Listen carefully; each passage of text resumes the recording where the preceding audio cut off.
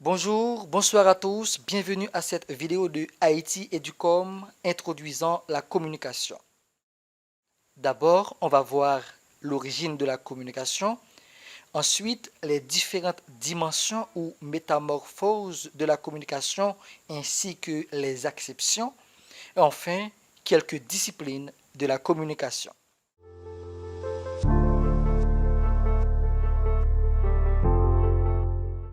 Origine de la communication.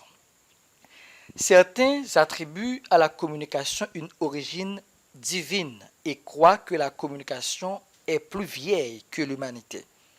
Des références bibliques peuvent l'illustrer. Dans le livre de Genèse, par exemple, au temps de la création, Dieu a dit que la lumière soit, et la lumière fut.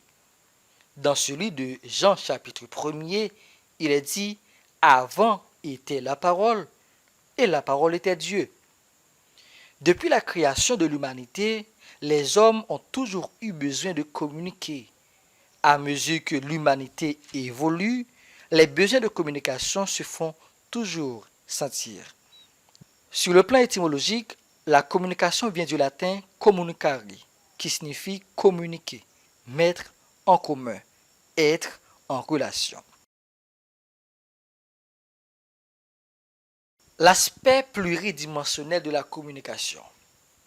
D'abord, la communication dans sa vision de transmission, c'est l'action par laquelle on entre en contact avec quelqu'un en vue d'un échange.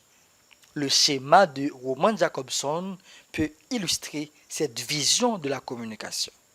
Ensuite, la communication dans sa vision de relation, dans le sens de communion.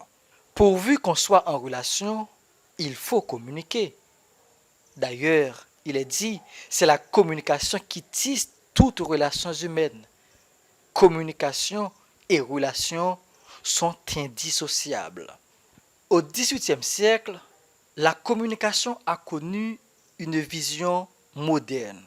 C'est une nouvelle dimension de la communication qui a trouvé tout son sens grâce au progrès technique. Là, il faut voir les réseaux de communication développés au XVIIIe siècle. Enfin, la communication peut être aussi vue dans une dimension scientifique.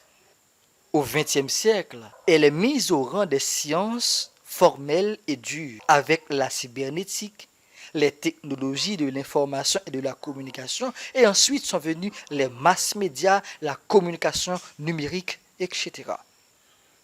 Aujourd'hui, la communication est une science transversale, pluridisciplinaire. Elle vient en aide à toutes les autres sciences et regroupe en elle-même plusieurs disciplines, comme la communication interpersonnelle, communication de groupe, communication de masse, communication organisationnelle ou corporate, communication de crise, communication événementielle, communication de marketing, lobbying, publicité, brainstorming, la communication financière, communication publique et tant d'autres disciplines.